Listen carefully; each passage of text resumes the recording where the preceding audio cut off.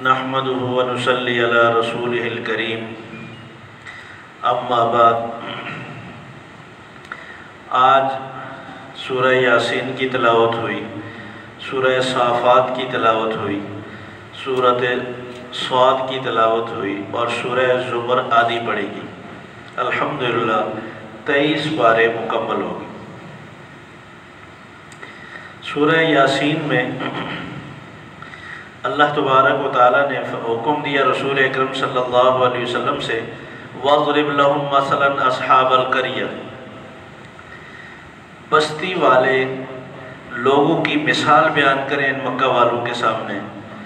3 نبی اللہ تعالیٰ نے اس بستی میں بھیجے، پہلے 2 نبی بھیجے، پھر تیسرے نبی ان کے ساتھ اسی مشن میں شامل کر کے بھیجے۔ تینوں نے بستی والوں کو سمجھایا۔ بستی والوں نے کہا، مَا أَنْتُمْ إِلَّا بَشَرٌ مِثْلُنَا، آپ لوگ ہماری طرح انسان ہیں، ہم کیسے آپ کو نبی مان لیں؟ اللہ نے کچھ بھی نازل نہیں کیا تم پر، جھوٹ بولتے ہو کہ اللہ تعالیٰ نے یہ حکم دیے۔ ہمیشہ قوموں نے یہی سلوک کیا۔ تو تینوں نبیوں نے کہا، ربنا یعلم انا الیکم لمرسلون، ہمارا رب خوب علم رکھتا ہے اس بات کا کہ ہم اس کی طرف سے بھیجے ہوئے رسول ہیں۔ وما علینا الا البلاغ المبین، ہم نے رب کا پیغام پہنچانا تھا، ہم نے تم تک پہنچا دیا، ہماری یہ ذمہ داری تھی۔ قالوا طائرکم معکم ان ذکرتم بل انتم قوم مسرفون، تو کہنے لگے جب سے تم لوگ آئے ہو نا ہماری بستی میں تو تم نے نحوست پھیلا دی ہماری بستی میں۔ یہ لوگ کہہ رہے ہیں جو کافر اور مشرک ہیں، یہ کن کو کہہ رہے ہیں؟ اللہ کے بھیجے ہوئے پیغمبروں کو کہہ رہے ہیں، جب سے تم آئے ہو تمہاری وجہ سے ہماری پوری بستی میں نحوست پھیل گئی۔ انہوں نے کہا یہ نحوست ہماری وجہ سے نہیں ہے، یہ تمہارے اعمال کی وجہ سے۔ یہ جس طرح تم کر رہے ہو اس طرح اگر تم کرتے رہے تو یہ اس سے نحوست ہی پھیلے گی۔ ہمارے یہاں بھی ایسا ہی ہوتا ہے، بھلے نمازیں نہ پڑھیں لیکن وہ جو بیچاری نئی عورت آئی ہے گھر میں اس کو منحوس سمجھتے کہ یہ جب سے آئی ہے فلاں نقصان ہوا، فلاں ہوا، فلاں ہوا۔ یہ جو ہم نمازیں نہیں پڑھتے اس کا کوئی اثر ہوگا کہ نہیں ہوگا؟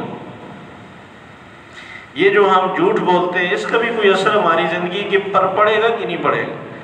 یہ نحوست ہمارے اعمال کی ہوتی ہے، بندوں کی نحوست نہیں ہوتی۔ نہ کوئی عورت منحوس ہے، نہ کوئی گاڑی منحوس ہے، نہ کوئی مکان منحوس ہے۔ منحوس ہمارے اعمال ہیں۔ ہم اپنے اعمال کو ٹھیک کر لیں، اللہ کی طرف سے اچھے اعمال کی وجہ سے رحمتیں برستی ہیں، برکتیں اترتی ہیں، فرشتے گھروں میں آتے ہیں جب گھروں کا ماحول اچھا بنا لیں۔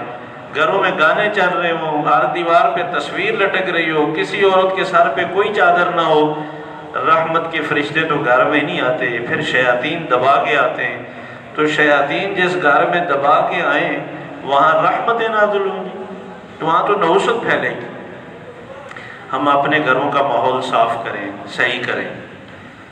شیطان تو انبیاء کو منحوس بنا کے معاشرے میں پیش کرتا ہے اور گندے ترین لوگ اپنے آپ کو بڑے بابرکت سمجھ رہے تھے۔ تو انہوں نے کہا اپنے اعمال ٹھیک کرو، اپنی اصلاح کرو، نحوست تمہارے اعمال کی وجہ سے۔ ایک بندہ اٹھا، اس نے کہا وہ کیا ہو گیا تم لوگوں کو؟ یہ لوگ تمہیں سمجھانے آئے ہیں اللہ کی طرف سے، تمہیں خیر خواہ ہیں، تم ان کی بات نہیں مانتے؟ وہ سارے لوگ اس پہ ٹوٹ پڑے۔ اس نے صرف اتنی بات سمجھائی، مَا لِيَ لَا أَعْبُدُ الَّذِي فَطَرَنِي وَإِلَيْهِ تُرْجَعُونَ، میں اس رب کی عبادت کیوں نہ کروں جس نے مجھے بنایا ہے، پیدا کیا ہے۔ اگر مجھے اللہ تبارک و تعالیٰ بیمار کر دیں تو یہ جو تم نے معبود بنا رکھے ہیں یہ میری بیماری ٹھیک کر سکتے ہیں؟ یہ میری تکلیف دور کر سکتے ہیں؟ نہیں۔ یہ صحیح کہہ رہے ہیں، یہ صرف اللہ ہی ٹھیک کر سکتا ہے، اللہ ہی صحت دے سکتا ہے، اللہ ہی کے اختیارات ہیں سارے۔ بس اتنا کہنا تھا۔ کہا تو بڑا ان کا خیر خواہ ہے، اس کو اتنا مارا کہ شہید کر دی۔ اللہ تبارک و تعالیٰ نے شہداء کے ساتھ تو یہ وعدہ کیا ہے کہ ادھر روح نکلی ادھر جنت میں۔ اللہ تبارک و تعالیٰ نے اس کو جب جنت میں داخل کیا تو اس نے کہا یا لیتنی، یا کاش میری قوم کو پتہ چلتا ہے کہ میرے رب نے میرے ساتھ کیا عزت کا معاملہ کیا ہے، مجھے کیا عزت سے نوازا ہے، کاش میری اس کامیابی کا، عزت کا میری قوم کو پتہ چل جائے۔ اللہ تبارک و تعالیٰ نے اس کا پیغام، اس کی سوچ قیامت تک آنے والے لوگوں تک پہنچا دی کہ وہ داخل ہوتے ہی کتنا خوش ہوا ہے۔ اور پھر اللہ تبارک و تعالیٰ نے فرمایا کہ وہ جو زیادتی کرنے والے تھے، انبیاء کو جو جھٹلانے والے تھے، انہوں نے اس بندے کو شہید کیا۔ ما انزلنا علی قومی من جند من السماء وما كنا منزلین، ان کو ختم کرنے کے لیے ہمیں کوئی فوج نہیں بھیجنی پڑی کہ آسمان سے ہم فرشتوں کی فوج بھیج دیں کہ جاؤ مار کے آؤ۔ ان کانت الا صیحۃ واحدہ فاذا هم خامدون، ایک چیخ ماری ساری قوم ختم کر کے رکھ دی۔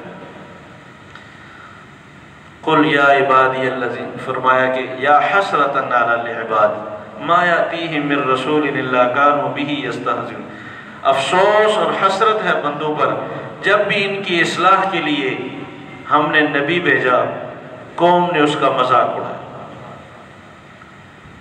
ہمارے نبی رسول اکرم صلی اللہ علیہ وسلم تشریف لائے تو آپ کے ساتھ بھی یہ ہوا، طائف میں کیا ہوا، باقی میدانوں میں کیا کہا لوگوں نے، جادوگر، جھوٹا، مجنون، شاعر، کاہن، پتہ نہیں کیا کیا نام رکھے۔ آج بھی لوگ ابھی تک جی نہیں بھرا، مذاق اڑاتے ہیں، طنز کرتے ہیں۔ دشمن تو مان چکے، اعتراف کر رہے ہیں کہ آپ جیسا بااخلاق دنیا میں کوئی نہیں گزرا، لیکن نہ ماننے والوں کو ابھی بھی سمجھ نہیں ہے۔ اللہ ہدایت عطا فرمائے۔ پھر اللہ تبارک و تعالیٰ نے کچھ نشانیاں گنوائی، فرمایا وآیۃ لہم الارض المیتہ، مردہ زمین کو دیکھو ہم پانی برسا کر اس کو کیسے ہرا بھرا زرخیز بنا دیتے ہیں، باغات اگاتے ہیں اور پھر اس میں چشمے جاری کر دیتے ہیں۔ یہ کتنی بڑی نشانی ہے اس رب کی، جو رب ایسی بنجر زمین کو زرخیز بنا سکتا ہے، وہ انسان کو نہیں دوبارہ اٹھا سکتا۔ وآیۃ لہم اللیل نسلخ منہ النہار، رات کی تاریکی تمہارے لیے کتنی بڑی نشانی ہے، اسی تاریکی سے اللہ دن نکالتے ہیں اور سورج کو چلاتے ہیں، چاند کو چلاتے ہیں، اور ہر سیارہ اپنے محور پر چل رہا ہے، ایک دوسرے سے ٹکرا نہیں رہے۔ کل فی فلک یسبحون، اور یہ ایسے فضا میں تیر رہے۔ اور فرمایا کہ یہ جو سمندر میں جہاز جیسی کشتیاں چلتی ہیں، یہ اس کی قدرت کی نشانی نہیں ہے، تم اس پہ روزی کماتے ہو۔ اور اگر اللہ ہم چاہیں وہاں ہی سمندر کے بیچ میں غرق کر دیں، فلا صریخ لہم، تم چیختے چلاتے رہو، تمہاری کوئی فریاد سننے والا کوئی نہ ہو۔ یہ تو ہمارا احسان ہے کہ تمہیں ہم سمندر سے ادھر سے ادھر پہنچا دیتے ہیں، ادھر سے ادھر پہنچا دیتے ہیں، تم اللہ کے فضل سے روزی کماتے ہو۔ اور جب فرمایا شکوہ کیا، لوگوں سے کہا جاتا ہے کہ جو اللہ نے مال دیا اس میں سے خرچ کرو، کہنے لگے انطعم من لو یشاء اللہ اطعمہ، جس کو اللہ نے نہیں دیا کوئی ہماری ڈیوٹی ہے ہم اس کو کھلائیں؟ اگر اس کو کھلانا ہوتا تو اللہ نہ کھلا دیتا۔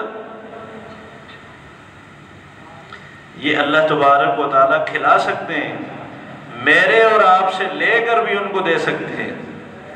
یہ ہمیں دیکھنا چاہ رہے ہیں کہ میں نے تمہیں دی ہے، تم اب مجھے واپس دینے کے لیے تیار ہو یا نہیں۔ جیسے ہم کسی بچے کو دیکھ کر پھر پیار سے کہتے ہیں اب میرا حصہ، ہمیں نہیں چاہیے ہوتا، صرف دیکھنا چاہتے ہیں، ہمیں پیار آتا ہے کہ جب بچہ واپس ہمیں دے تو ہم سینے سے لگا لیتے ہیں کہ بیٹا مجھے نہیں چاہیے، تم ہی کھاؤ، تمہارے لیے لایا میں نے۔ تو اللہ تبارک و تعالیٰ کو ایسا ہی پیار آتا ہے اس بندے پر جو اللہ کے کہنے پر دے کہ یہ اللہ حاضر ہے۔ اللہ کہتے ہیں کہ تو دے، انفق علیک، تو میری مخلوق پہ خرچ کر، میں تمہیں اور دوں۔ صحیح بخاری کی حدیث۔ اللہ ہمیں یقین نصیب فرمائے۔ فرمایا ما ينظرون الا صیحۃ واحدہ، بس یہ اسی چیخ کے انتظار میں، باتیں تو ان کو سمجھ نہیں آتی، لیکن وہ جب چیخ ایک ایسی آئے گی نا، وہ جو سور پھونکا جائے گا، وہ پھر وصیت کرنے کا بھی موقع نہیں ملے گا، گھر میں جانے کا بھی موقع نہیں ملے گا۔ کوئی بازار میں ہے تو وہاں ہی ختم، مارکیٹ میں ختم، کھیت میں ہے تو وہاں ہی گر جائے گا، گاڑی میں ہے تو وہاں ہی گر جائے گا۔ تو فرمایا کہ اس سے پہلے سنبھل جاؤ، اصلاح کر لو۔ فرمایا کہ قیامت کے دن جب پھر دوبارہ ایک سور پھونکا جائے گا تو سارے میدان میں جمع ہو جائیں گے، تو اس وقت پھر نیک لوگ اپنی بیویوں سمیت مسیریوں پہ بیٹھے آمنے سامنے تکیے لگا کر منظر دیکھ رہے ہوں گے جنت میں، اور اللہ تبارک و تعالیٰ کچھ لوگوں سے ناراض غصے میں فرمائیں گے وَامْتَازُوا الْيَوْمَ أَيُّهَا الْمُجْرِمُونَ، الگ ہو جاؤ تم۔ أَلَمْ أَعْهَدْ إِلَيْكُمْ يَا بَنِي آدَمَ أَلَّا تَعْبُدُوا الشَّيْطَانَ إِنَّهُ لَكُمْ عَدُوٌّ مُّبِينٌ، میں نے تمہیں نبیوں کے ذریعے سے یہ بات نہیں سمجھائی تھی کہ یہ شیطان تمہارا دشمن ہے، یہ تمہیں گمراہ کر دے گا، اس سے بچ کے رہنا۔ وَلَقَدْ أَضَلَّ مِنْكُمْ جِبِلًّا كَثِيرًا، اس نے پہلے بھی بہت ساری قوموں کو گمراہ کیا۔ اب لوگ تو انکار کریں گے کہ ہم نے تو کچھ نہیں کیا، الْيَوْمَ نَخْتِمُ عَلَىٰ أَفْوَاهِهِمْ، زبان پہ مور لگا دیں گے، اب ہاتھ بولیں گے کہ کیا کیا ہم سے، آنکھیں بولیں گی، کان بولیں گے، جسم کہے کہ یہ سب پاؤں بولیں گے۔ فرمایا اگر ہم چاہیں تو ہم اندھا کر دیں، یہ تو اللہ کی شفقت ہے، محبت ہے کہ وہ سمجھا رہے ہیں کہ گناہ چھوڑ دو، مگر فرمایا کہ نافرمانی کی حالت میں ہم اندھا کر دیں، نہ گھر جا سکیں نہ راستہ دیکھ سکیں، ہم چاہیں تو اسی حالت میں شکل بگاڑ کے رکھتے، مگر اس رب کا کتنا حوصلہ ہے، کتنی مہلت۔ صحیح بخاری کی حدیث ہے، آپ صلی اللہ علیہ وسلم نے فرمایا اس کائنات میں اللہ سے بڑھ کر صبر کرنے والا کوئی نہیں، اتنی نافرمانی دیکھ کر بھی کتنا حوصلہ ہے، کتنا صبر ہے۔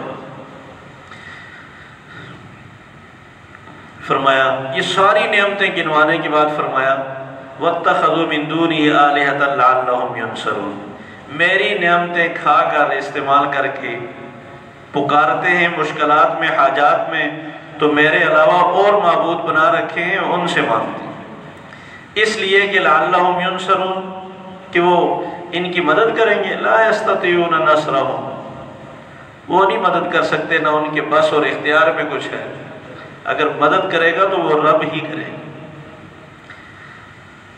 مشرکین نے رسول اکرم صلی اللہ علیہ وسلم پر اعتراض کیا، کہنے لگے وہ سیدھا ہڈی لا کر ایسے مسلی وہ چورا چورا ہو گئی، کہنے لگے مَن یحیی العظام وہی رمیم، ایسی وہ سیدھا ہڈی کو کون دوبارہ زندہ کرے گا؟ اللہ تعالیٰ نے فرمایا ضرب لنا مثلا ونسی خلقا، ہمارے لیے تو مثالیں دیتے ہیں اور اپنی خلقت اور پیدائش کو بھول گئے۔ پانی کے ایک قطرے سے تمہارا جسم کیسے بن گیا؟ جو رب پانی کے قطرے سے 5 فٹ کا 6 فٹ کا جسم بنا سکتا ہے، وہ ہڈی کے چورے سے دوبارہ جسم نہیں اٹھا سکتا۔ فرمایا کہ قُلْ يُحْيِيهَا الَّذِي أَنشَأَهَا أَوَّلَ مَرَّةٍ وَهُوَ بِكُلِّ خَلْقٍ عَلِيمٌ، وہ پہلی دفعہ جو بنا سکتا ہے وہ اب بھی خوب جانتا ہے بنا۔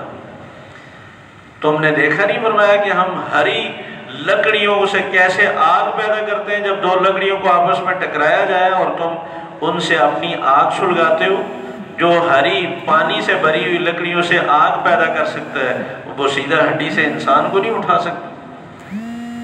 فَسُبْحَانَ الَّذِي بِيَدِهِ مَلَكُوتُ كُلِّ شَيْءٍ وَإِلَيْهِ تُرْجَعُونَ، پاک ہے وہ ہر طرح کے شریکوں سے، سب کائنات کے فیصلے اس کے قبضے میں ہیں اور اسی کی طرف تم لوٹائے جاؤ گے، اسی کو حساب دینا ہوگا۔ سورہ یاسین قرآن مجید کا دل ہے، یہ سورہ شافیہ بھی ہے، جس مشکل میں اس کو پڑھا جائے، بیماری میں پڑھ کر دعا کی جائے اللہ تعالیٰ شفا دیتے ہیں، کسی بھی مشکل میں پڑھ کر اللہ تعالیٰ سے دعا کی جائے اللہ تبارک و تعالیٰ اس مشکل کو آسان فرما دیتے ہیں۔ سورہ صافات میں اللہ تبارک و تعالیٰ نے فرشتوں کی قسمیں اٹھائیں، وَالصَّافَاتِ صَفًّا، ان فرشتوں کی قسم جو اللہ کے سامنے سب بستہ ہو کے کھڑے ہوتے ہیں، ان فرشتوں کی قسم جو بادلوں کو ہنکاتے ہیں، ان فرشتوں کی قسم جو اللہ کی ذکر کی تلاوت کرتے ہیں، پڑھتے ہیں۔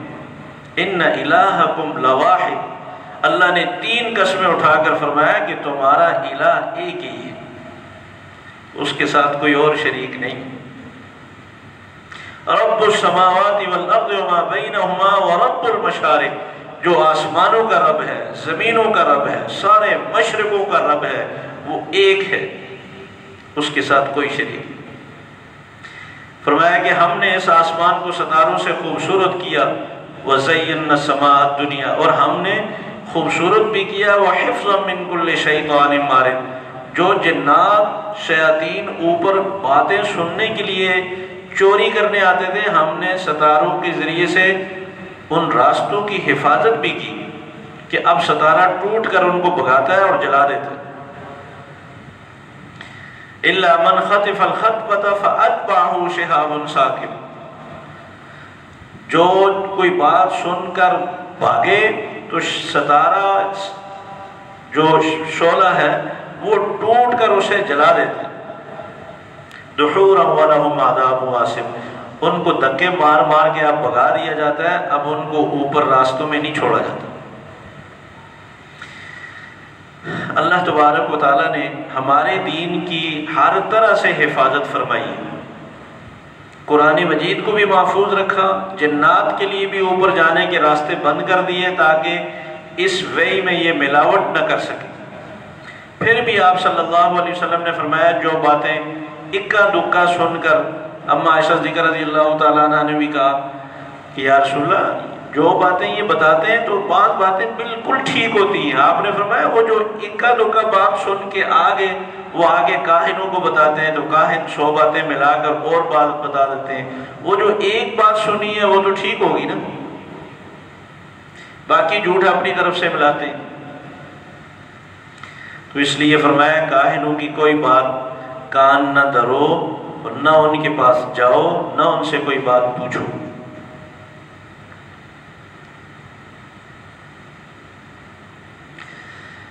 اللہ تبارک و تعالیٰ نے 2 بندوں کا تذکرہ فرمایا، 2 دوستوں کا۔ 2 دوست تھے، ایک مسلمان تھا اور ایک غیر مسلم تھا، آپس میں پارٹنر تھے۔ تفسیر ابن کثیر میں نقل کیا کہ انہوں نے اپنا مال تقسیم کیا، 4000 درہم ایک کو ملے، 4000 درہم دوسرے کو ملے۔ ایک نے اپنا مکان بنایا، سامان لگایا اور شادی کی، اور دوسرے کو دعوت دی۔ اس نے جب دیکھا کہ بڑا خوبصورت مکان بنایا اور اس طرح اس نے سامان بھی بڑا اچھا لگایا اور شادی کی ہے، اس نے کہا کہ میں نے جتنی رقم مجھے ملی تھی، جگہ خریدی، مکان بنایا، سامان خریدا اور شادی کی، پیسے ختم۔ اس نے آ کر کیا کہ اس نے کہا یا اللہ اس نے پلاٹ یہاں خریدا ہے، مجھے جنت میں چاہیے، 1000 روپیہ صدقہ کر دیا۔ یا اللہ اس نے یہاں مکان بنایا، مجھے جنت میں مکان چاہیے اسی پلاٹ پہ، اس نے دوسرا 1000 بھی صدقہ کر دیا۔ تیسرا 1000 اس نے کہا یا اللہ اس نے یہاں سامان خرید کر لگایا، مجھے جنت میں اس مکان میں سامان بھی چاہیے، اس نے وہ تیسرا بھی صدقہ کر دیا۔ اس نے کہا یا اللہ اس نے یہاں شادی کی ہے، میں جنت میں شادی چاہتا ہوں، اس نے باقی جو 1000 تھا وہ بھی صدقہ کر دیا۔ اس نے کہا او بے وقوف، تمہیں کس نے کہا کہ جنت میں پلاٹ ملتے ہیں، وہاں مکان ملیں گے، تجھے سامان لگا کر دیا جائے گا اور تمہاری شادی وہاں ہو جائے گی، اور تو نے پیسے ضائع کر دی؟ کیا تو مانتا ہے یہ بات وہاں یہ ساری چیزیں ملیں گی؟ اس نے کہا مجھے تو یقین ہے میرا رب مجھے دے گا، میرے پیسے ضائع نہیں ہوں گے۔ خیر وہ بھی مر گیا، یہ بھی مر گیا۔ اللہ تعالیٰ فرماتے ہیں کہ اب اس دوست نے جو جنت میں پہنچ گیا اپنے مکان میں، اس کو کہا گیا تمہارا یہ مکان، یہ پلاٹ، یہ سامان اور یہ شادی، تمہارا کوئی پیسہ ہم نے ضائع نہیں کیا۔ اس نے کہا یا اللہ میرا ایک دوست ہوتا تھا، وہ مجھے ملامت کرتا تھا، کہتا تھا کیوں تو نے پیسے ضائع کیے۔ اللہ تعالیٰ فرمائیں گے کیا تو جنت اس کو دیکھنا چاہتا ہے؟ وہ کہے گا بالکل۔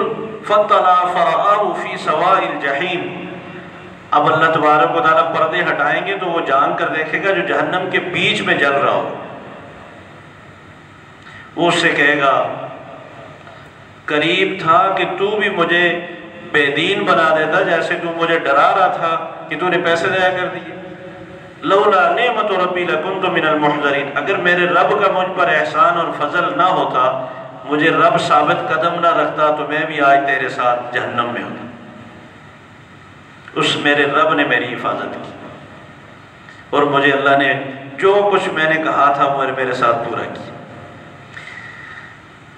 اللہ تبارک و تعالیٰ فرماتے ہیں فَلْيَعْمَلْ، یہ ہے دوڑ کی چیز، مقابلے کی چیز، جیسے اس نے اس کے سامان کو دیکھ کر، مکان کو دیکھ کر، پلاٹ کو دیکھ کر مقابلہ کیا اور اپنے پیسے صحیح جگہ پہ لگائے، اور اس کو اللہ تبارک و تعالیٰ نے ساری چیزیں عطا فرما دی اس کی سوچ سے بھی زیادہ، اور جس نے دنیا پہ لگایا تھا وہ سب کچھ ادھر ہی رہا اور وہ بیچارہ جہنم کی خوراک بنا۔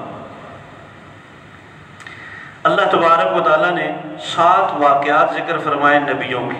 نوح علیہ السلام کا واقعہ ذکر کرنے کے بعد واقعہ گزر چکا ہے، یہاں فرمایا وَنَجَّيْنَاهُ وَأَهْلَهُ مِنَ الْكَرْبِ الْعَظِيمِ، اس طوفان نوح سے ہم نے نوح کو بچایا اور اس کے گھر والوں کو بچایا۔ نوح کا کمال نہیں، فرمایا نَجَّيْنَاهُ، ہم نے بچایا۔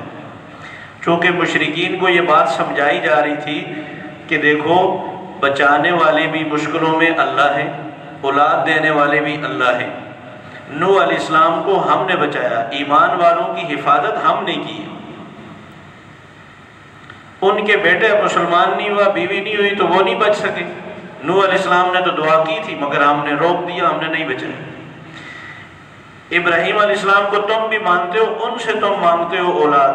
ابراہیم نے تو اپنی اولاد کے لیے ہمارے سامنے ہاتھ پھیلائے کہ یا اللہ مجھے بڑا بردبار صبرناک بیٹا عطا فرما دے۔ تو ابراہیم سے تم سبق حاصل کرو، وہ تو ہم سے اولاد مانگی اس نے، ہم نے اس کو اولاد دی۔ ابراہیم کو دشمنوں نے آگ میں ڈالا تو ہم نے اس کی حفاظت کی، ہم نے بچایا۔ پھر اللہ تبارک و تعالیٰ نے موسیٰ علیہ السلام اور ہارون علیہ السلام کا ذکر فرمایا کہ دیکھو وَنَجَّيْنَاهُمَا وَقَوْمَهُمَا، ہم نے موسیٰ اور ہارون کو نجات دی فرعون کے ظلم سے اور دریائے قلزم سے حفاظت کے ساتھ پار کیا، اور ان کی قوم کو۔ اور پھر اللہ تبارک و تعالیٰ نے حضرت الیاس علیہ السلام کا تذکرہ فرمایا کہ قوم تو ان کو قتل کرنے کی درپے ہو گئی، ہم نے ان کی حفاظت کی۔ پھر لوط علیہ السلام کا واقعہ سنایا کہ قوم پر ہم نے پتھر برسائے اور لوط کو اور ان کی اہل کو ہم نے بچا لیا۔ پھر یونس علیہ السلام کا 7واں واقعہ ذکر کیا، فرمایا یونس کشتی میں بیٹھے، کشتی ڈوبنے لگی، بڑی کوشش کے باوجود آخر طے یہی ہوا کہ اگر میں نہ چھلانگ نہ لگاؤں تو سارے ڈوب جائیں گے۔ تو یونس علیہ السلام نے پھر چھلانگ لگائی اور سب نے کہا کہ بار بار نام آپ ہی کہا رہا ہے، چھلانگ لگا دی۔ لَلَبِثَ فِي بَطْنِ، فرمایا اگر یونس مچھلی کے پیٹ میں ہماری تسبیح نہ کرتا قیامت تک مچھلی کے پیٹ میں رہتا۔ اس نے لا الہ الا انت سبحانک انی کنت من الظالمین ان الفاظ کے ساتھ ہمیں یاد کیا، فنبذناہ بالعراء وہو سقیم، ہم نے یونس کو سمندر کی تہہ سے مچھلی کے پیٹ سے نکال کر چٹیل میدان میں پھینکا۔ ذرا غور کریں، زندہ پیغمبر ہیں، کشتی میں بیٹھے ہیں، کشتی بنور میں پھنسی ہے، سارے کشتی والے سوچ رہے ہیں کہ کسی ایک کو تو پھینکنا پڑے گا، اب کس کو پھینکے؟ نام پیغمبر کا نکلا۔ آخر فیصلہ یہی ہوا کہ یونس علیہ السلام کو پھینکا جائے تاکہ ہم بچ جائیں۔ یہاں تو زندہ پیغمبر اس کشتی کو نہیں بچا سکے، آخر چھلانگ لگا دی۔ 12 سال کے بعد ڈوبی ہوئی کشتی برات سمیت زندہ سارے واپس آ گئے۔ ایسا عجیب واقعہ، یہ قصہ کہانیاں لوگوں کو خراب کرتی ہیں۔ ہمیں دلیل قرآن و سنت سے پکڑنی چاہیے۔ یہ دیکھو اللہ تبارک و تعالیٰ نے نبیوں کے واقعات سنائے۔ ایک صاحب کہنے لگے آپ کو پتہ ہے کراچی کیسے بچا ہوا ہے؟ میں نے کہا کیسے بچا ہوا ہے؟ یہ عبداللہ شاہ غازی نہ ہوتے تو یہ سب ڈوب چکا ہوتا۔ اللہ تعالیٰ فرماتے ہیں ان اللہ یمسک السماوات والارض ان تزولا، اگر یہ آسمان نیچے آنے لگ جائے نا، دنیا بھر کے سارے مل کر بھی کوئی طاقت اس کو روک نہیں سکے۔ زمین ایسے ہلنے لگ جائے نا تو سارے مل کر بھی اس کو ایک جگہ روک نہیں سکتے۔ ان امسکہما من احد من بعدی، یہ اللہ ہی کی طاقت نے آسمان کو روکا ہوا ہے، زمین کو ٹکایا ہوا ہے۔ یہ سمندر کو اللہ نے روکا ہے، یہ طوفانوں کو روکنے والا اللہ ہے۔ وَلَا يَئُودُهُ حِفْظُهُمَا، آسمان و زمین کو بنایا بھی اللہ نے اور اس کی حفاظت بھی اللہ کر رہے ہیں، فرمایا وہ اس کی حفاظت سے تھکتا نہیں ہے۔ لَا تَأْخُذُهُ سِنَةٌ وَلَا نَوْمٌ، نہ اس کو اونگ آتی ہے نہ اس کو نیند آتی ہے، وہ ہمارا خالق ہے، ہمارا مالک ہے۔ یہ اسی کا کمال ہے کہ وہ روزی بھی پہنچا رہا ہے، وہ حفاظت بھی کر رہا ہے، وہ اولاد بھی دے رہا ہے، فریادیں بھی پوری کر رہا ہے، ضرورتیں بھی پوری کر رہا ہے۔ اس کے علاوہ کسی فرشتے کے بس میں نہیں، کسی پیغمبر کے بس میں نہیں، کسی ولی کے بس میں نہیں، کسی نیک آدمی کے بس میں نہیں مخلوق کی حفاظت کرنا اور اس کی بولیاں سمجھنا اور ضرورتیں پوری کرنا۔ یہ اس رب کا کمال۔ جنات، مشرکین کا یہ بھی عقیدہ تھا کہ جنات کی سردار کی جو بیٹیاں ہیں وہ اللہ کی نعوذ باللہ بیویاں ہیں، اور فرشتے اس کی بیٹیاں ہیں۔ اللہ تبارک و تعالیٰ نے فرمایا سورۃ صافات کے آخر میں، فرشتے تو میری عبادت میں اپنا فخر سمجھتے ہیں اور عبادت کرتے ہیں، اور جنات تو ڈرتے ہیں ہر وقت، وَلَقَدْ عَلِمَتِ الْجِنَّةُ إِنَّهُمْ لَمُحْضَرُونَ، کہ وہ میرے سامنے پیش کی جائیں گی اور وہ حساب ان سے لیا جائے گا، اور تم کہتے ہو یہ اللہ کی بیوی ہیں، نعوذ باللہ۔ سورت کے آخر میں اللہ تعالیٰ نے پوری سورت کا خلاصہ ایک آیت میں ذکر کیا، فرمایا سبحان ربک رب العزت عما یصفون، آپ کا پروردگار ہر طرح کے شریکوں سے پاک ہے، وہ جو شریک بنا رہے عما یصفون، ان سے وہ ذات پاک ہے، اس کا کوئی شریک نہیں، نہ انبیاء شریک ہیں اس کے اختیارات میں، نہ فرشتے شریک ہیں، نہ جنات شریک ہیں۔ اللہ تبارک و تعالی ہمیں 100% سمجھنے کی توفیق نصیب فرمائے، اللہ شرک سے ہماری حفاظت فرمائے۔ سورہ صاد میں اللہ تبارک و تعالی نے وہ واقعہ ذکر فرمایا کہ جب مکہ کے سردار اکٹھے ہو کر حضرت ابو طالب کے پاس آئے، ابو طالب ساتھ دیا رسول اکرم صلی اللہ علیہ وسلم کا حق ادا کر دیا، اسلام تو قبول نہیں کیا لیکن ساری زندگی آپ صلی اللہ علیہ وسلم کے سامنے کھڑے رہے، خبردار کوئی آدمی نقصان نہ پہنچائے اور نہ یہ غلط ارادہ کرے۔ تو سردار آخر مجبور ہو کر ان کے پاس شکایت لگانے آئے کہ آپ کے بھتیجے کیا کہہ رہے ہیں، اجعل الآلہۃ الہا واحدا، یہ کیا کہتے ہیں ساری کائنات کے نظام ایک الہ چلاتا ہے، صحت بھی وہی دیتا ہے، اولاد بھی وہی دیتا ہے، روزی بھی وہی دیتا ہے، یہ سارے کام ایک ہی کرے گا۔ ما سمعنا بہذا فی الملۃ الآخرہ، ہم نے تو عیسائیوں کو بھی دیکھا وہ کہتے ہیں عیسیٰ علیہ السلام سب کچھ کرتے ہیں، یہودیوں کو ہم نے دیکھا وہ کہتے ہیں عزیر علیہ السلام بہت سارے اختیارات رکھتے ہیں، یہ باتیں جو یہ کہہ رہے ہیں یہ تو ہم نے دوسری قوموں میں بھی نہیں سنی، باپ دادا سے بھی نہیں سنی، لہذا ان کو آپ روکیں۔ تو حضرت ابو طالب نے کہا بھتیجا پہلے تو میں نے بہت روکا ہے، اب میں کمزور ہو گیا ہوں، یہ سردار بار بار میرے پاس آتے ہیں، آپ ان کے الہوں کو کچھ نہ کہیں۔ آپ کیا کہتے تھے کہ تمہارے الہ کچھ نہیں کر سکتے، ان کے اختیار میں کچھ نہیں ہے، اللہ اکیلا وحدہ لا شریک ساری کائنات کا نظام چلا رہا ہے، یدبر الامر من السماء الى الارض، آسمانوں سے لے کر زمین تک سارے تدبیریں اور فیصلے وہ اکیلا کر رہے ہیں، آپ صرف یہ کہتے تھے۔ آپ نے فرمایا کہ سرداروں نے کہا اگر یہ شادی کرنا چاہتے ہیں کسی، ان ھذا الا شیء یرا، ہمیں لگتا ہے کہ ان کے ارادے کچھ اور ہیں، یا تو یہ اقتدار حاصل کرنا چاہتے ہیں، یا کوئی کسی خاص فیملی میں شادی کا ارادہ رکھتے ہیں، یا کوئی حکومت حاصل کرنا چاہتے ہیں، تو بولے ہم سب کچھ کرنے کے لیے تیار ہیں۔ آپ نے فرمایا میرے ایک ہاتھ میں چاند رکھ دیا جائے دوسرے ہاتھ میں سورج، میں تب بھی اللہ کے اس پیغام کو چھوڑنے کے لیے تیار نہیں، یہ تو میرے رب کا حکم ہے، مجھے نہ حکومت چاہیے، نہ مجھے اقتدار چاہیے، نہ مجھے کسی جگہ شادی کی خواہش ہے، اور نہ ہی مجھے کوئی پیسے کی ضرورت ہے۔ میں ان کو ایسا کلمہ بتاتا ہوں، ایسی بات اگر یہ مان لیں، اللہ ان کو عرب اور عجم پر حکومت عطا فرمائیں گے۔ ابو جہل تو اچھل گیا، اس نے کہا لو بتائیں، وہ ایسی بات آپ ماننے کے لیے تیار ہیں؟ کہا کہ پڑھ لو لا الہ الا اللہ محمد الرسول اللہ، اللہ تمہیں عرب و عجم کا بادشاہ بنا دے۔ کہنے لگا لو، جس بات سے ہم چڑھے ہیں، ہم منع کرنے آئے، وہی ہمیں سکھا رہے ہیں۔ انمشو، چلو جی، یہاں کوئی بات سننے والا نہیں۔ تو ناراض ہو کر اٹھ پڑے کہ بس وانصروا آلہتکم، اپنے معبودوں کی مدد کرو، ڈٹے رہو، یہ بات ہماری سننے اور ماننے والے نہیں۔ اللہ تبارک و تعالیٰ نے فرمایا کہ ابھی انہوں نے میرے عذاب کا مزہ نہیں چکھا، اس لیے ڈٹے ہوئے۔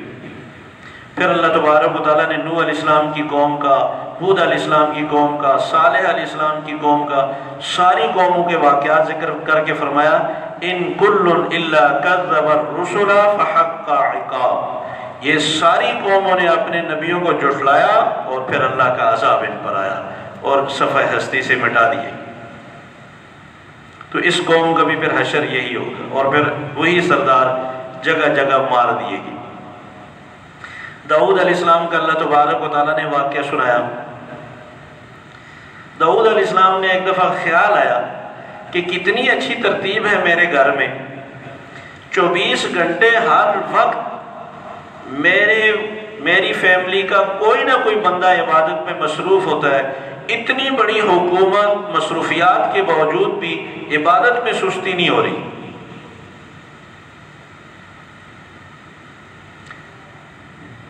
اللہ تبارک و تعالیٰ فرماتے ہیں داؤد جب عبادت کے لیے کمرے میں عبادت خانے میں داخل ہوئے تو 2 بندے دیوار پھلانگ کر آ گئے کہ حضرت 1 منٹ ذرا ہماری بات سنیں، ہمارا جھگڑا ہے، فیصلہ کر دیں۔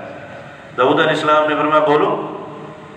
ایک نے کہا کہ میرے پاس 1 دمبی ہے اور میرے دوست پارٹنر کے پاس 99 دمبی ہے، یہ اب کہتا ہے کہ یہ بھی مجھے دے دو تاکہ میری سو ہو جائے۔ داؤد علیہ السلام نے فرمایا یہ تو غلط بات ہے، یہ تو ظلم ہے، ایسے نہیں کرنا چاہیے۔ ایک دم خیال آیا کہ میری تو یہ عبادت کا ٹائم تھا، سبحان اللہ، سجدے میں گر گئی کہ یا اللہ تیری توفیق سے ہی یہ عبادت چل رہی تھی، تو نے مجھے فرصت اور فراغت دے رکھی تھی تو میری طرف سے عبادت ہوتی تھی، تو اگر کاموں میں مصروف کر دے تو پھر میرے بس میں نہیں ہے۔ وہ 2 انسان نہیں، وہ فرشتے تھے، صرف اللہ نے یہ امتحان لانا چاہا اور اس بات کی طرف متوجہ کیا کہ یہ میرا فضل ہے کہ میں نے آپ کو فرصت دے رکھی ہے۔ اس لیے آپ صلی اللہ علیہ وسلم نے فرمایا، صحیح بخاری کی حدیث ہے، 2 نعمتیں ایسی ہیں لوگ ان کی قدر نہیں کرتے، جب یہ نعمتیں چلی جائیں تو ساری زندگی پچھتاتے ہیں۔ ایک صحت، دوسرا فرصت۔ فرصت کو فرمایا غنیمت سمجھو، یہ اللہ کی طرف سے بہت بڑا انعام ہوتا ہے۔ تو داؤد علیہ السلام سجدے میں گر کے کہ یا اللہ تیری توفیق کے بغیر کوئی تیری عبادت نہیں کر سکتا۔ سلیمان علیہ السلام نے دعا مانگی تھی کہ یا اللہ مجھے ایسی حکومت عطا فرما جو میرے بعد کسی کو نہ ملے۔ فرمایا ہم نے ہوا بھی ان کے تابع کر دی، جنات بھی ان کے تابع کر دیے، کچھ کو جکڑ کر قید کر کے انہوں نے پھینک دیا اور کچھ کو انہوں نے سمندر میں غوطے لگانے پہ مقرر کر دیا کہ نکالو چیزیں اس سے اور کام میں لاؤ۔ بڑے بڑے کام ان سے لیے۔ سلیمان علیہ السلام کو اتنی بڑی بادشاہ دینے کے بعد اللہ نے فرمایا فَمْنُنْ أَوْ أَمْسِكْ، آپ کو اختیار ہے، چاہے تو یہ سب تقسیم کر دیں، چاہے اپنے پاس روک لیں، بغیر حساب، آپ سے کوئی حساب نہیں ہوگا۔ سلیمان علیہ السلام نے ایسی انصاف سے حکومت کر کے اللہ کے حکم کو نافذ کر کے قیامت تک کے لیے مثال قائم کر دی کہ اتنی مصروفیات کے ساتھ بھی اللہ کے احکامات پر عمل ہو سکتا ہے، اتنی دولت اور اتنے اسباب کے ساتھ بھی اللہ کی اطاعت اور فرما برداری ہو سکتی۔ کل کوئی کہہ رہا کہ میں مصروف تھا، سلیمان علیہ السلام کی مثال دیں گے، پوری دنیا پہ حکومت کرنے والے بھی اگر میری عبادت کے لیے فارغ تھے، میرے احکامات کے مطابق حکومت چلائی ہے، تو تم نے کیا اٹھا رکھا؟ ایوب علیہ السلام کا واقعہ ذکر فرمایا کہ اتنا عرصہ بیمار رہنے کے بعد ہم نے حکم دیا کہ آپ پاؤں ماریں، چشمہ جاری کر دیا، فرمایا ھذا مغتسل بارد و شراب، آپ اس میں غسل بھی کریں اور یہ ٹھنڈا پانی پئیں، آپ کی ظاہری بیماریاں بھی ختم، اندر کی بیماریاں بھی ختم۔ بیماری کے دوران بیوی کو کوئی حکیم ملا، اس نے کہا بی بی کیوں پریشان جا رہی ہو؟ کہا میرے میاں بیمار ہیں، بڑے علاج کروائے، ٹھیک نہیں ہو رہے۔ کہنے لگے ٹھیک نہیں ہو رہے؟ میں دعوے سے کہتا ہوں 2 خوراکیں کھائیں گے ٹھیک ہو جائیں گے، لیکن جو مریض ٹھیک ہوتا ہے نا وہ میرا نام نہیں کرتا۔ مانو کہ پھر یہ صحت میری طرف سے ہوئی ہے، اور انہوں نے کہا علاج تو کرو، اس بیماری پر کچھ تو کنٹرول کرو۔ خیر انہوں نے کہا میں کر دوں گا، لیکن پہلے یہ طے کرو۔ وہ جا کر انہوں نے ایوب علیہ السلام کو بتایا۔ ایوب علیہ السلام نے کہا وہ شادی، یہ تو میرے رب کی آزمائش ہے، جس نے اس بیماری بھیجی ہے صحت بھی وہی دے گا، یہ اس کے حکم سے ملے گی، اس کے علاوہ صحت کون دے سکتا ہے؟ یہ جو بھی تمہیں ملا ہے وہ حکیم کی شکل میں شیطان ملا ہے۔ میں ٹھیک ہوا نا تو میں تمہیں 100 کوڑے لگاؤں گا۔ اس غریب کو تو پتہ نہیں تھا، وہ پریشان تھی، تو اللہ تبارک و تعالیٰ نے ایوب علیہ السلام کو صحت بھی دی اور فرمایا کہ اب اس غریب کو 100 کوڑے نہ مارنا۔ خذ بیدک ضغثا، 100 تنکوں کا ایک جھاڑو لو اور ایک لگا دو اس کو۔ آپ ولا تحنس، آپ کی قسم بچ جائے گی، اس کی جان بچ جائے گی۔ اگر آپ نے اس کو کوڑے مارنے شروع کیے تو آپ تو ٹھیک ہو گئے، یہ ختم ہو جائے گی۔ سبحان اللہ، کتنی شفقت ہے اللہ تبارک و تعالیٰ کے ہر حکم میں۔ اگر غلطی سے نہ سمجھی سے کوئی غلطی کر بیٹھے تو اس کا کتنا لحاظ رکھا ہے اللہ تبارک، اور تعریف کی اللہ تعالیٰ نے، نعم العبد ایوب، ایوب کیا خوب بندہ ہے، انا وجدناہ صابرا، 18 سال تکلیف میں ہم نے ہمیشہ اس کی زبان سے کلمہ شکر ہی سنا ہے، بڑا صبر کرنے والا ہے۔ اللہ تعالیٰ ہمیں بھی ہر تکلیف سے محفوظ رکھے۔ پھر اللہ تبارک و تعالیٰ نے اور نبیوں کے واقعات سنائے، جہنمیوں کی لڑائی بتائی کہ ایک گروہ کو جہنم میں پھینکا جائے گا، ابھی وہ جل رہے ہوں گے تو اوپر سے دوسرے گروہ کو پھینکا جائے گا، وہ کہیں گے یا اللہ یہ رہے جنہوں نے ہمیں خراب کیا تھا، ان کو ڈبل سزا دو۔ وہ ان سے لڑیں گے کہ تم منوس کہاں سے آگے، پہلے ہم تھوڑے تھے۔ اب یہ پھر کہیں گے اللہ تبارک و تعالیٰ سے، مَا لَنَا لَا نَرَىٰ رِجَالًا كُنَّا نَعُدُّهُم مِّنَ الْأَشْرَارِ، یا اللہ دنیا میں جو دہشت گرد پھر رہے تھے وہ نظر نہیں آ رہے، بنیاد پرست، نَعُدُّهُم اشرار، ہم ان کو بدترین لوگ سمجھتے تھے کہ یہ فسادی ہیں، یہ دہشت گرد ہیں اور بڑے خطرناک لوگ تھے، وہ نہ جہنم میں نظر نہیں آ رہے۔ اتخذناہم سخریا ام زاغت عنہم الابصار، ہم نے خام خواہ ان کو مذاق بنا رکھا تھا، یا ہے نہیں کسی کونے میں پڑے مگر ہمیں نظر نہیں آ رہے۔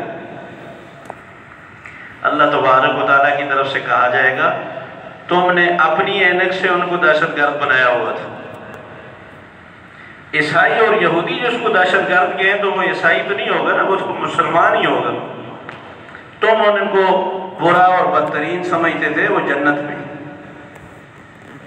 تو اللہ جس کو برا کہے نا اس سے برا کوئی نہیں، اللہ کے نبی جس کو برا کہے اس سے برا کوئی نہیں۔ سورہ بینہ میں فرمایا جو اہل کتاب رسول اکرم صلی اللہ علیہ وسلم کو نہیں مانتے، اولئک ہم شر البریہ، وہ کائنات میں سب سے بدترین لوگ۔ جو اللہ کو مانتے ہیں، اللہ کے نبی کو مانتے ہیں، اللہ کی کتاب کو مانتے ہیں، اولئک ہم خیر البریہ، وہ روئے زمین پر سب سے بہترین لوگ۔ تو اب اللہ کا بیان سنیں یا ان کا بیان سنیں؟ یہ جہنم میں بھی ڈھونڈیں۔ سورہ زمر میں اللہ تبارک و تعالیٰ نے مشرکین کی بات بتائی، فرمایا کہ یہ کہتے ہیں مَا نَعْبُدُهُمْ إِلَّا لِيُقَرِّبُونَا إِلَى اللَّهِ زُلْفَىٰ، ہم تو ان کو اللہ سمجھ کر عبادت نہیں کرتے، ہم تو ان کی عبادت اس لیے کرتے تاکہ یہ اللہ کے قریب کر دیں۔ فرمایا ایسا تو کوئی فلسفہ اللہ نے بیان نہیں کیا کہ میرے قریب کوئی کر دے، میں تو تمہارے شرک سے بھی زیادہ قریب ہوں۔ میرے بندے جب میرے متعلق پوچھیں تو فإنی قریب، تو بتائیں میں بہت قریب ہوں۔ دوسری چھت پہ کہتے ہیں جانے کے لیے زینہ لگانا پڑتا، اس کے بغیر نہیں جا سکتے۔ کسی بڑے آدمی سے ملنے کے لیے سیکریٹری سے ملنا پڑتا ہے، وہ چھت تو نیچے نہیں آ سکتی نا، سیکریٹری کو تو پتہ نہیں نا کہ مجھ سے کون ملنا چاہتا، اس کا کام کیا ہے۔ ہمارا اللہ تو ایسا نہیں ہے نا، اللہ تو نیچے آ سکتا ہے۔ اللہ کہتے ہیں میں تمہاری شرک سے زیادہ قریب ہوں، میں تمہاری جان سے زیادہ قریب ہوں، میں تمہارے قریب ہوں۔ ادھر تو زینے کی ضرورت نہیں، ادھر تو سیکریٹری کی ضرورت نہیں۔ تو اس لیے اللہ بار بار یہی فرما رہے ہیں، ادعونی استجب لکم، مجھے پکارو میں تمہاری باتیں سنوں گا، پوری کروں گا۔ اور سورہ زمر میں اللہ تبارک و تعالیٰ نے ایک مثال دی، فرمایا کہ ایک غلام ایسا ہو جو 5 آدمی اس کے مالک ہو، یہ کہہ رہا ہے میری خدمت کرو، وہ کہہ رہا ہے میری خدمت کرو، وہ کہہ رہا ہے میری خدمت کرو، وہ کہہ رہا ہے میرا حکم مانو۔ ایک غلام ایسا ہے جس کا مالک ایک ہی ہے، بتاؤ فرمایا ان میں سے کون سا اچھا ہے؟ وہ ہے نا جس کا مالک ایک ہی ہے، وہ اس کو راضی بھی کر سکتا ہے، خوش بھی کر سکتا ہے، خدمت کر کے حق بھی ادا کر سکتا ہے۔ وہ غریب تو مارا گیا جس کے مالک 5-6۔ تو فرمایا ایک رب کو اپنا الہ بنا لو، اس کو راضی کرنا آسان ہے، اس کو چھوڑ کے مختلف اپنے الہ بناؤ گے، اس غلام کی طرح مارے جاؤ۔ جس طرح یہ 2 غلام برابر نہیں ہو سکتے، اس طرح کے 2 آدمی عقیدہ رکھنے والے بھی قطعاً برابر نہیں ہو سکتے۔ اللہ ہمیں صحیح سمجھ کی عمل کی توفیق نصیب فرمائے۔